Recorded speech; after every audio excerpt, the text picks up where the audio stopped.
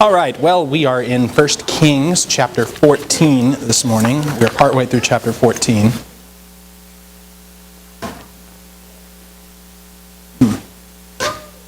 And basically what we're dealing with in 1 Kings chapter 14 and 15 and so on, it's kind of we go through a lot of kings of Israel and Judah in kind of rapid fire fashion. And it's sometimes easy to get lost in the weeds if you haven't studied this before, but we're going to press on. I'm not going to deal so heavily with some of the chronological issues. If you sit down and try to make the numbers fit with one another between the kings of Israel and the kings of Judah, you are going to run into some problems. There's a whole realm of discussion that you can get into on that, and I do think that these problems have answers. But it's not really something I want to get bogged down with in this class. If you are really super curious about that kind of thing, well, we have a Q&A box and, put something in it and say, hey, talk about this. But otherwise, we're going to press on through what the Bible actually says about these kings themselves. That's where our emphasis is going to be. And today we're going to try to get through 3 kings of Judah. We talked about Jeroboam last time, and for the last couple lessons actually, and his reign in northern Israel. And Jeroboam was not a good king. He basically apostatized the whole nation by building golden calves at Bethel and Dan.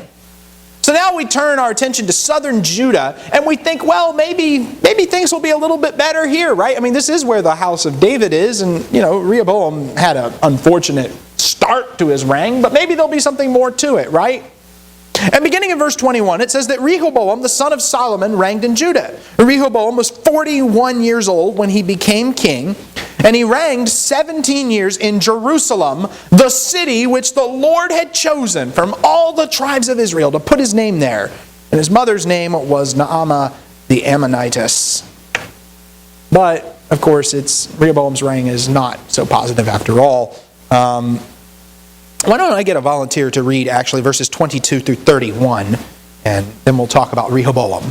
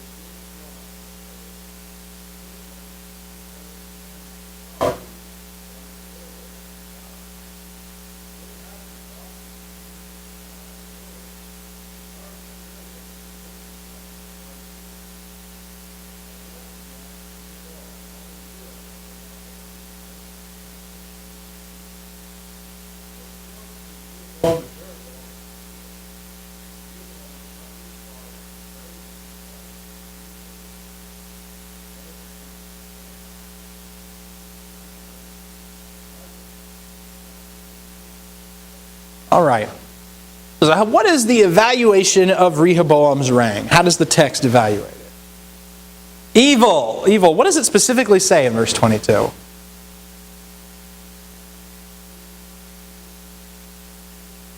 They were worse than ever before. Does that sound familiar? We see that anywhere recently? That kind of talk?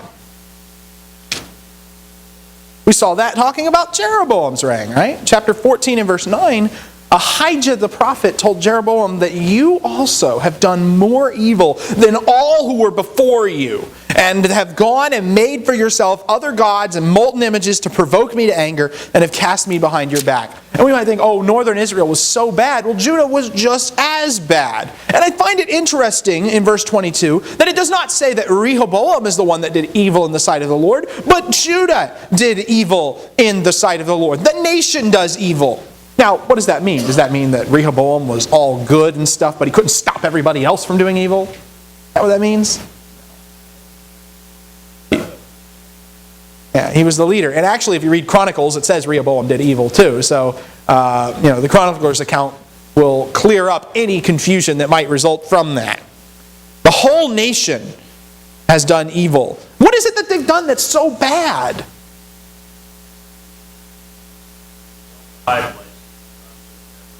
Okay.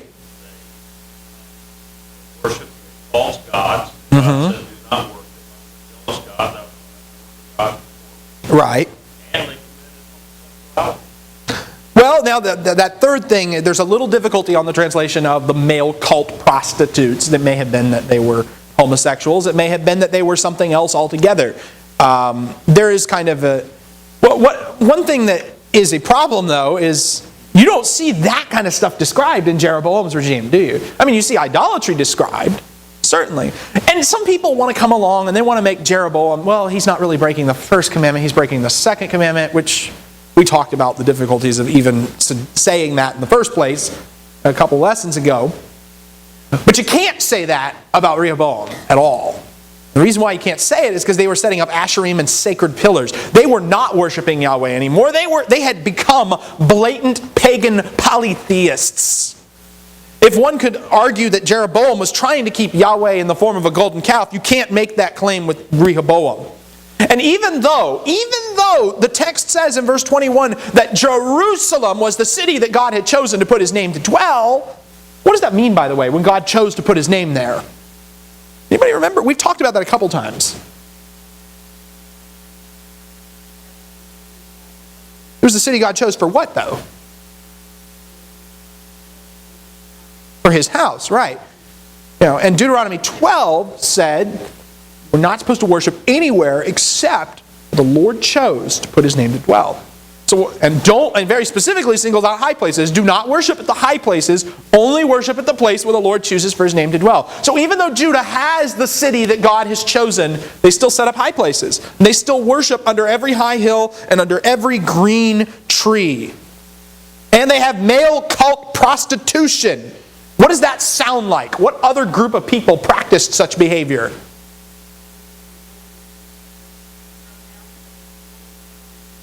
Yeah, the Canaanites, right? No, that's the Canaanites that God drove out. And when He says that this was the way that the people who the Lord drove out behaved, what are they implying is going to happen? The same thing. Judah will also be driven out of the land if they persist in this behavior.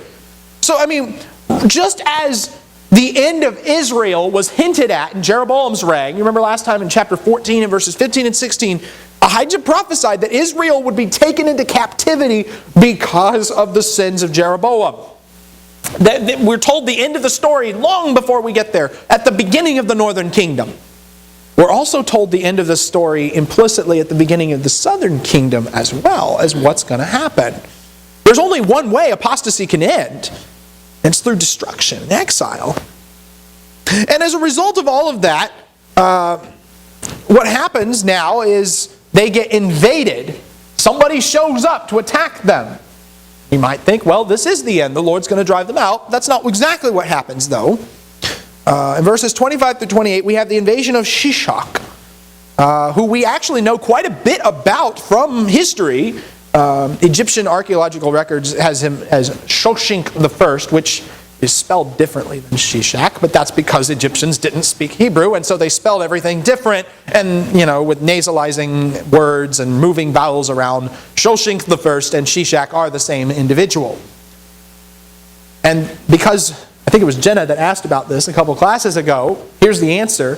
There was a shift in dynasty in Egypt during the reign of Solomon. I do listen to the questions people ask. Solomon made a marriage alliance with Egypt, presumably very early in his reign. But the pharaoh that Solomon made an alliance with was most likely a guy named Pharaoh Siamun, who ruled from 986 to 967. And during that time, it was what they called the 21st dynasty. Egypt was divided during that time, actually. Some of the pharaohs were ruling Lower Egypt, and the priests were ruling Upper Egypt. And I know it's weird because Lower Egypt's actually north of Upper Egypt, but Don't think in terms of the map, think in terms of elevation. Anyhow, what happened was about partway through Solomon's reign, there was a Libyan takeover from Shoshenq I, who abolished the hereditary succession of the priests and basically began appointing them himself, and he took over Egypt and reunified them and started his own powerful rule. And extant archaeological records from Egypt indicate that he did in fact invade Palestine during his reign. His invasion is one of the key clues we have that we use to figure out the dates when all the kings of Israel and Judah ruled, actually. Because we know objectively when Shoshenq ruled, and the Bible doesn't ever say, the specific dates that things happen, in terms of how we would understand it on our calendar. But it does mention historical events that we can use to corroborate it and put it together. And Pharaoh Shishak is one of the important people that we use to date things that are going on in the Bible. Of course, this is also one of those cool ways in which archaeology continues to confirm the historicity of these biblical texts, that the writers weren't just making this whole thing up on the fly, but that in fact they are reporting on things that actually happened during the reigns of the kings of Israel and Judah. According to the Septuagint, Shishak is also a pharaoh that Jeroboam made an alliance with in Egypt, and even went so far as to marry his daughter. Now, why does the Bible tell us about Shishak's invasion, though? Because, the Bible chooses not to tell us about a lot of big historical events in the ancient world. So why tell us about Shishak?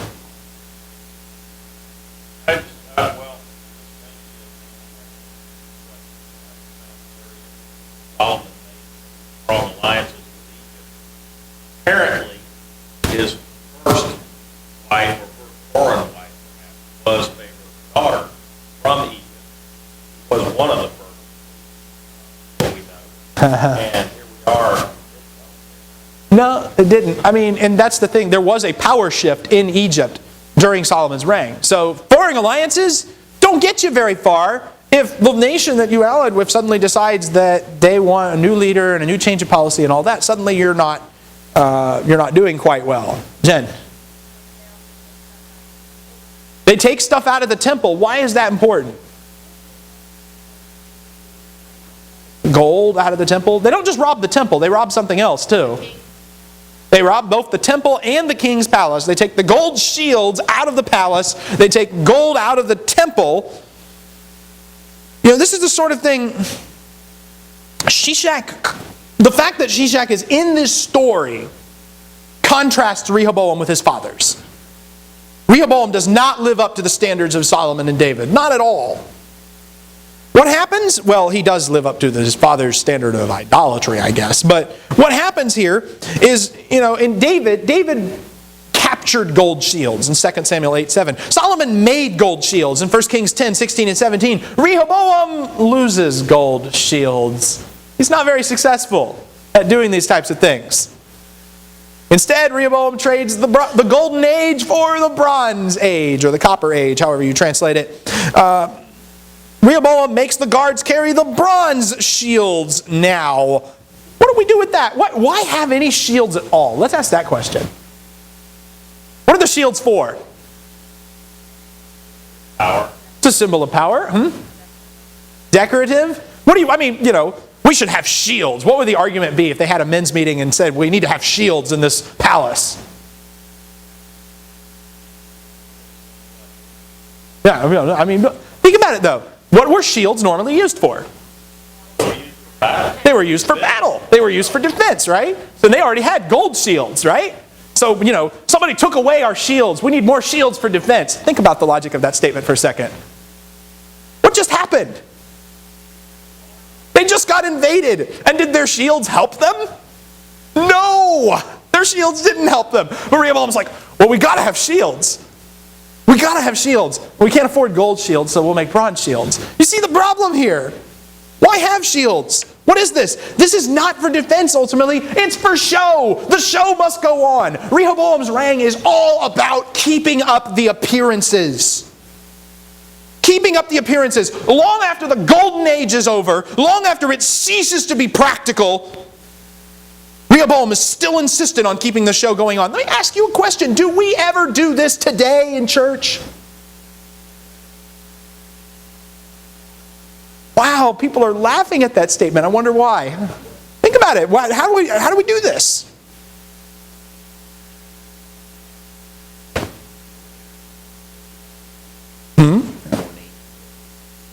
More ornate places of worship. That's true. People get very elaborate in the way they decorate their church buildings, and then, well, this is the glory days of our congregation, and then they start to whittle down, and then, oh no, well, what do we do? Well, we got to keep that going, because we got to maintain the status quo, even though it has long ceased to have any function. Now, what is unfortunate is the determination Rehoboam has to maintain the show, to maintain the appearances, but of course we can't have the actual worship of the true God. That would be too difficult. That would that would make people upset with us. We wouldn't want to offend anybody by actually doing the right thing. So instead we're not going to offend people by having bronze shields. Think about that. All right. Now, verses 29 through 31. Verses 29 through 31 give Rehoboam's death notice. And this is the sort of thing that you're going to see referring to every king. They get a death notice, a place where you can find further information, in this case, the Chronicles of the Kings of Judah. Do not confuse what the book of Kings calls the Chronicles of the Kings of Judah with the actual book of Chronicles that's in your Bible. They're not the same thing. And we know this because Chronicles actually postdates Kings. It describes information that takes place after Kings has happened. But this work is referred to throughout. It's kind of the companion work to the Chronicles of the Kings of Israel. And I wish I knew what was in it, but we'll never know because it's lost to history. And, except for things that you can find by reading Chronicles, well, one thing you do know about Rehoboam's reign is that, he was constantly at war with Jeroboam. The peace of Solomon's reign has passed away, just as the man who was named after peace has passed away. Rehoboam did not keep the prophetic instruction of 1224 not to make war with the northern tribe of Israel, but he never got the kingdom reunited. The war just went on and on and on, and it continues to go on actually until the time of Jehoshaphat in chapter 22 and verse 44. Rehoboam is buried in the city of David. His mother is mentioned twice in this text actually. You'll notice his reign is bookended by a mention of Naamah the Ammonitess, his mother. An indication of who Rehoboam is. Not just physically, but at his heart and soul, spiritually, he is a product of Solomon's foreign alliances. He is a product of Solomon's marriage to the outsiders. And he is ultimately spiritually a product of it as well, because he brings the false worship into Israel. So just kind of keep that in mind. That's Rehoboam. Any questions?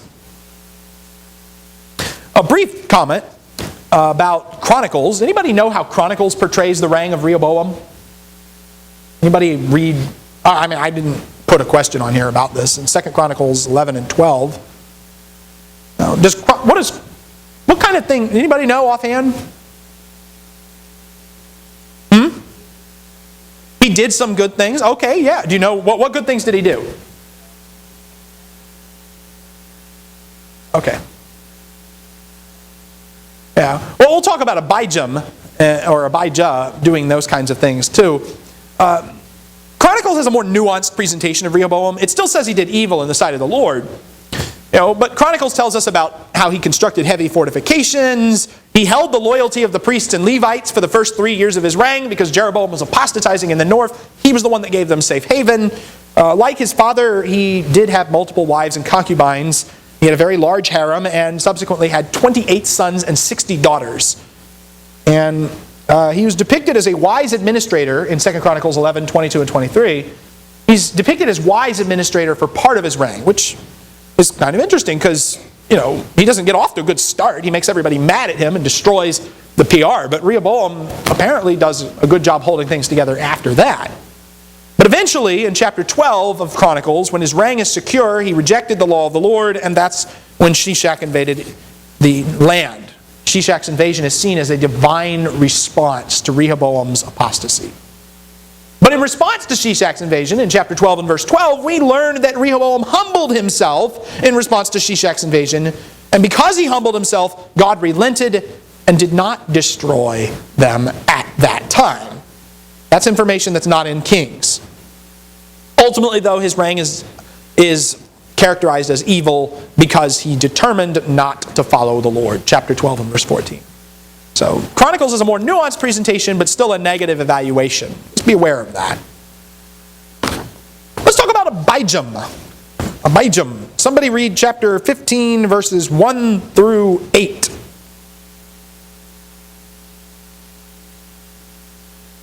The 18th year of King Jeroboam, the son of Nebat, Abijam became king over Judah. He reigned 3 years in Jerusalem. His mother's name was Maacah, the daughter of Abishai. He walked in all the sins of his father, which he had committed before him, and his heart was not wholly devoted to God, like the heart of his father David. But for David's sake, the Lord his God gave him a lamp in Jerusalem, to raise up his son after him, and establish Jerusalem.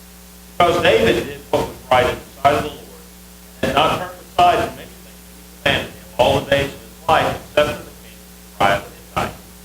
There was war between Rehoboam and Jeroboam all the days of his life.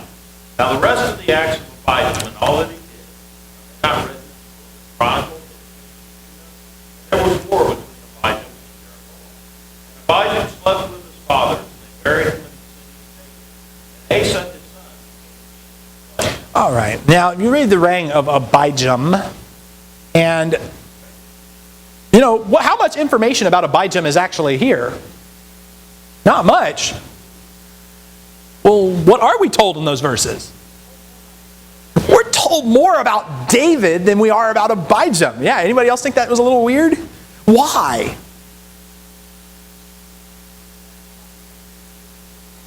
Okay, so there's not a lot to say if a guy rules for only 3 years. Okay.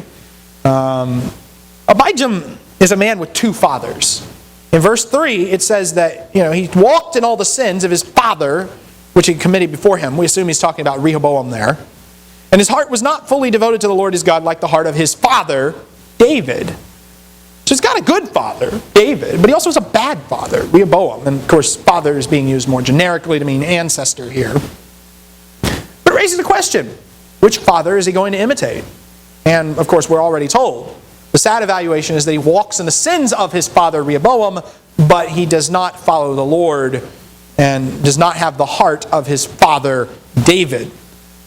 So, why in the world is Abijam not destroyed? Because of David. That's right. God's love for David and God's love for Jerusalem protects Abijam from judgment. Kind of contrasted with Jeroboam, who secured judgment for Israel. Abijam, Yes, Jen?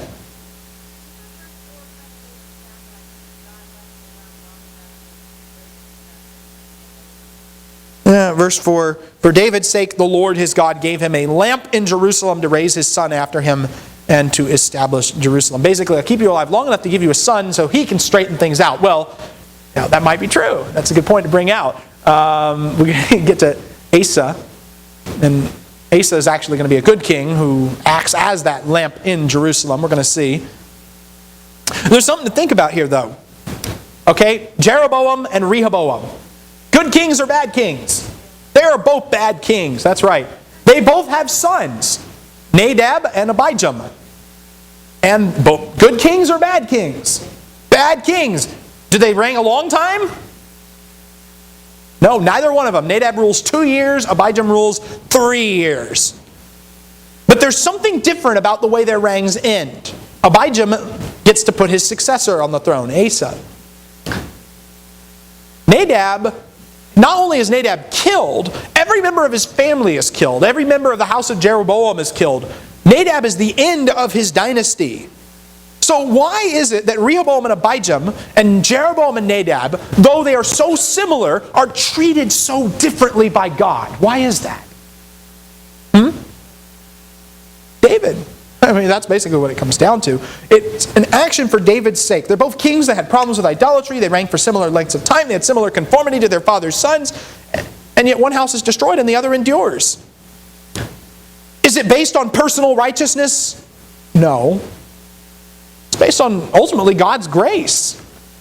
The Lord had a purpose in mind. When God chooses people, it isn't always because they're better. One person's better than another.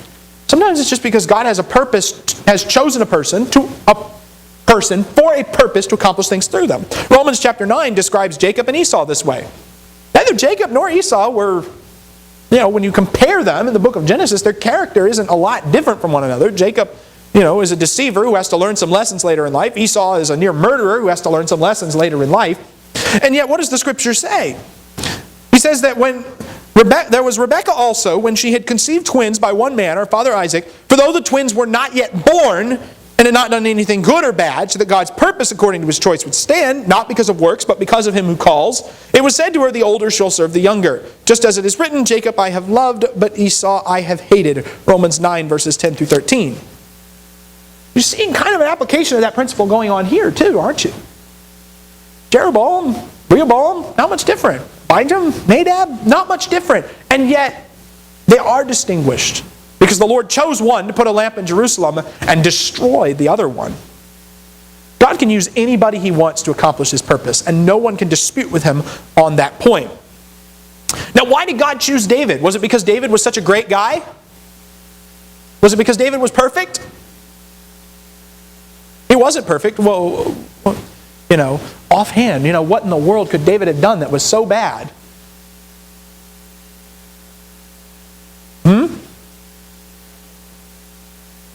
Okay, he was a man after God's own heart. Did that mean he was perfect, though? No. What did he do? There was the matter with Uriah the Hittite, which is also brought up here. Why? He brings up, not even David was perfect in verse 5. He didn't turn aside in his life, except in the case of Uriah the Hittite. Of course, we're inclined to kind of interject, well, what about the sinful census? And what about David's behavior in this situation and that situation? And what about his problems with his kids and all that? The point is that the author is saying, even though David wasn't perfect, the Lord still chose him because he was a man after God's own heart, because he did have his heart right with the Lord. For David's sake, Yahweh his God gave him a lamp at Jerusalem. And even after the monarchy ends and Jerusalem is destroyed, the last thing we're told in 2 Kings chapter 25, the line of David still survives. Is the Lord faithful to His promises? Yes. Even when man doesn't quite do such a great job being faithful in the process. Yes, Jen?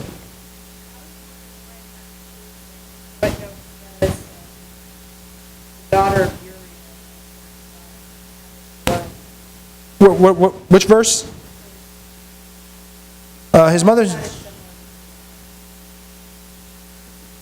15 verse 2?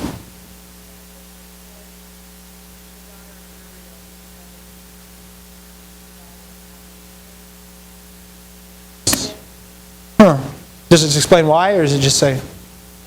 It says in Okay, yeah. 2 Chronicles. Well, yeah. Hang on one moment. This is one of those things you're going to find is that sometimes Chronicles spells things differently or gives different names. Now we have a different 2 Chronicles. Okay. 2 Chronicles chapter 13 in verse 2 says that Abijam's mother's name was Micaiah, the daughter of Uriel of Gibeah. Yes, that's right. That's just a Chronicler's variant. I didn't happen to look at that particular one, but that's another instance where sometimes Kings and Chronicles will differ on the names or the lineage of someone. And, we talked about this a little bit in a sermon I did a few weeks back on contradictions in the Bible. And, ultimately, we just got to remember that the guys who wrote Kings and the guys who wrote Chronicles, they were inspired. But they're also working from sources, and they tell you that. Because they tell you, go look up the rest of the information in the Chronicles of the Kings of Israel, or go look up the rest of the information in the Chronicles of the Kings of Judah. They're just relaying what those documents say. And we need to keep that in mind, not get so discombobulated over those types of things.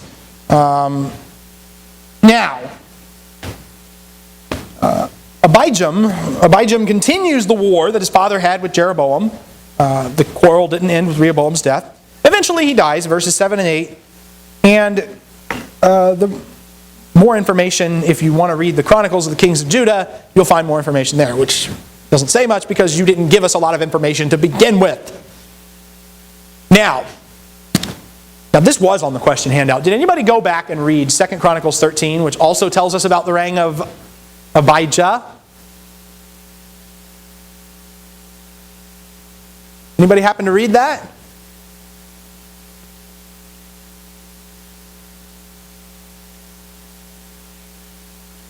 Is that a no? Nobody happened to read that? Okay, all right. Well, I'll just summarize it. 2 Chronicles, when we read the book of Kings, Kings has nothing good to say about Abijah. We read the book of Chronicles, Chronicles has nothing bad to say about Abijah, and even changes his name for us. You notice that. Now, this is the chicken and egg question. Which one came first? Abijah means, my father is Yam. Yam was the Canaanite sea god. Abijah means, my father is Yahweh, which is a more positive name to give your kid. So right off, even their names are, in this negative-positive dichotomy that you see. Now, the book of Chronicles does not give a theological verdict. It does not come out and say he did good or he did evil. Chronicles doesn't tell you that, which is an odd characteristic for a king. Only shared with Jehoahaz by the chronicler. The lack of verdict is deafening in light of Abijah. The big centerpiece of 2 Chronicles 13 is when Abijah goes out to battle and he fights with Jeroboam, and Abijah stands up and gives this really big speech about how, basically, we've been seeking the Lord, you haven't been seeking the Lord, we have the temple, you don't have the temple, we are loyal to the house of David, you're not loyal to the house of David, therefore take heart, even though you're outnumbered troops, you can still defeat Jeroboam if you trust in the Lord. That's basically what he says in 2 Chronicles 13. And the Lord gives them victory over that. Jeroboam outnumbers Abijah 2-1, but Abijah exhorts the troops to seek the Lord, and they defeat Jeroboam. Now, does that sound like the speech of a man who did evil in the sight of the Lord? It doesn't really sound that way, no, does it? So, how do we explain this?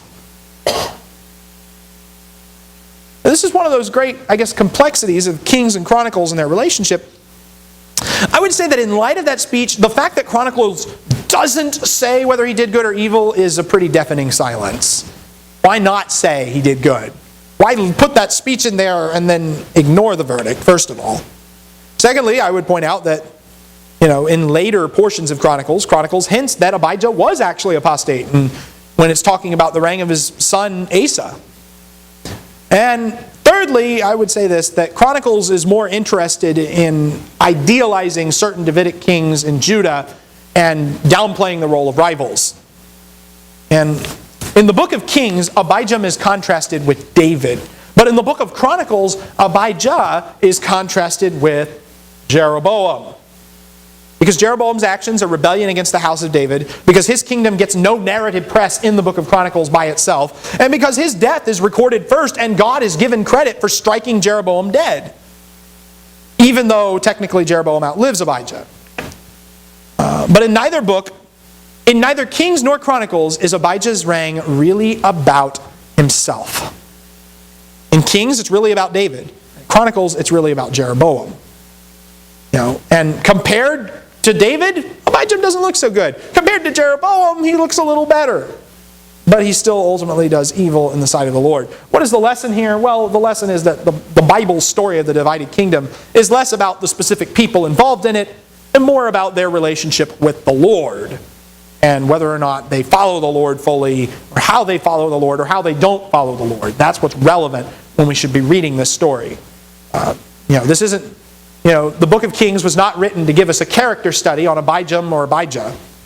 It was written to tell us something about how the Lord views people and about how he evaluates them. Those are just some thoughts, anyway. Any comments or questions before we move on to Asa? 10 minutes to cover Asa. All right, let's move on to Asa. Asa's reign is given a little more lengthy material, but comparatively speaking, not really, because he reigns for so much longer than everybody else. In verse 9, it says, in the 20th year of Jeroboam, the king of Israel, Asa began to reign as king of Judah. He reigned 41 years in Jerusalem. His mother's name was Maacah, the daughter of Abishalom. Asa did what was right in the sight of the Lord, like David his father. He also put away the male cult prostitutes from the land and removed all the idols which his fathers had made.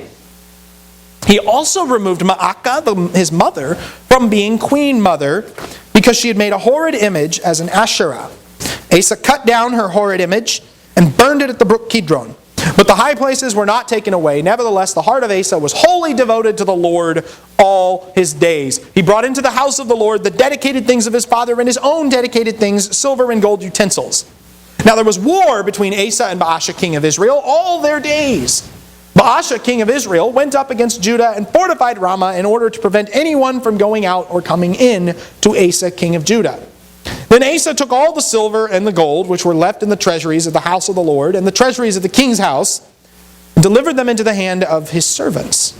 And King Asa sent to Ben-Hadad, the son of Tabrimon, the son of Hezion, the king of Aram, who lived in Damascus, saying, "Let there be a treaty between you and me as between my father and your father. Behold, I have sent you a present of silver and gold. Go break your treaty with Baasha, king of Israel, so that he will withdraw from me." So Ben-Hadad listened to Asa and sent the commanders of his armies against the cities of Israel, and conquered Ijon, Dan, Abel-Beth-Maacah, and all of Kinneroth, besides all the land of Naphtali.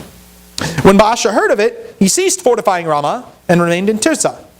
Then King Asa made a proclamation to all Judah all Judah, none was exempt. They carried away the stones of Ramah and its timber with which Baasha had built, and King Asa built with them Geba of Benjamin and Mitzpah. And the rest of all the acts of Asa and all his might and all that he did and the cities which he built, are they not written in the book of the Chronicles of the kings of Judah? But in the time of his old age he was diseased in his feet, and Asa slept with his fathers and was buried with his fathers in the city of David his father, and Jehoshaphat his son reigned in his place. Now that is a really fast survey of 41 years, isn't it? Much more than we get for David and Solomon, who actually reigned for 40 years. So Asa beats him out just by a little bit, for length of reign. Asa's reign is good, and it's long. He sees the rise and fall of 5 kings in northern Israel, and we're going to talk more about them next time. This is one thing that you're getting. Sometimes the text isn't telling the story out of chronological order. For instance, we know about a conflict between Asa and Baasha. Even though we really don't know who Baasha is yet, we got to read further into the chapter on Israel's side before we can find out who he is and what he's doing. Asa's mother's name is Maacah, the daughter of Abishalom, which you'll remember is the exact same woman mentioned in chapter 15 in verse 2. Now, is that a coincidence? 2 people that just have the same name? Or was Asa the implicit result of incest? Or most likely the Hebrew word for mother can also mean grandmother, which is the most likely option. And why is Maacah brought up? What's her role in this story? To get thrown out. She was the queen mother, and she set up an idol, and Asa said, "You can't be queen mother anymore." He has the guts to stand up to a member of his family who's not doing the right thing and say, "You can't be in charge here anymore. You're idolatrous. You are no longer queen mother." That takes a lot of guts to say that to your grandmother. Asa is said to do good. Why? Well, what did he do that was good?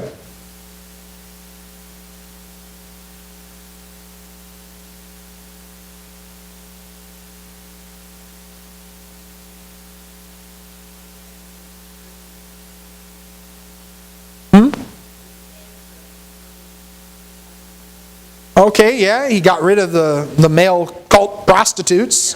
What else did he get rid of? Well, he didn't get rid of there's kind of an interesting thing. Chronicles is conflicted about whether Asa removed high places, because one place it says he removed the high places. Another place, though, he said that the high places still remained. So he probably got rid of some of them, but high place worship continued. One thing, he got rid of the idols, which was a big deal. Chronicles is much more detailed about the extent of Asa's reforms and all of the things he did and some of the speeches that he gives to the people in light of that. But the problem is still not fixed. The high places really will not be abolished until the times of Hezekiah and Josiah. Now, unlike his father Abijam, Asa's heart is fully devoted to Yahweh all his days. Now, if you know what Chronicles says about Asa, you'll know, again, the presentation's a little more nuanced. He puts gold, and he does something that Rehoboam didn't do. He puts gold and silver actually into the temple in verse 15, which kind of reverses the plundering of Shishak. There's a little wordplay, actually. The word for cult prostitutes is kadeshim, and the word for dedicated things is kadeshim. So, means the holy thing. So he abolishes the Kadeshim and brings back the Kadshim. But again, that's one of those things that isn't really readily visible in English. Yes, Jen? Yeah. Let's talk about that for a minute. How do we evaluate the way Asa handles his alliance with Ben-Hadad and his conflict with Baasha? He didn't trust God. Now, Kings doesn't say that, but Chronicles does. That's the thing. Kings gives you this without commentary. But Chronicles goes on in the story and tells you exactly what happened. After Asa did all this with Baasha, and he created... Because what's going on here? Baasha is fortifying the border, trying to get first strike capability, and Asa won't have this. He pulls money out of the temple treasury to put a stop to it. He sends it to Ben-Hadad, the king of Aram in Damascus, as a bribe. And in response, Ben-Hadad makes war against Baasha and basically attacks part of the northern border of Israel. What Asa effectively does is he trades a chunk of northern Israel's territory to fortify his own border. But he's not at the advantage in this relationship because he paid the money, but he still has to do the work in moving all the stones out of Ramah and fortifying his own cities. He hijacks the construction and carries it off to build Geba. The Kings offers no commentary on that because the writer wants to be nice to Asa and portray him as that lamp in Jerusalem.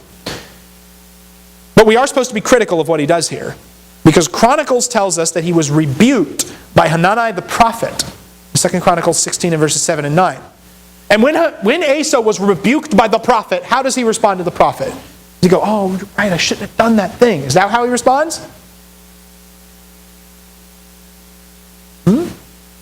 Anybody know what Asa does to the prophet of the Lord? Is he nice to him? Does he repent like David does? 2 Chronicles 15... He was angry with the prophet, and what did he do to him? He threw him in jail. Asa, the king that did right in the sight of the Lord, throws a prophet of the Lord into prison because he doesn't like what he says. Again, Chronicles is a much more nuanced presentation of Asa, and this isn't a study of Chronicles, but it's something to remember. And furthermore, Kings kind of throws another note in without commentary. Asa had a disease in his feet. What does Chronicles tell us about that disease in his feet? How did he handle it? It's terrible. Why? What did he do?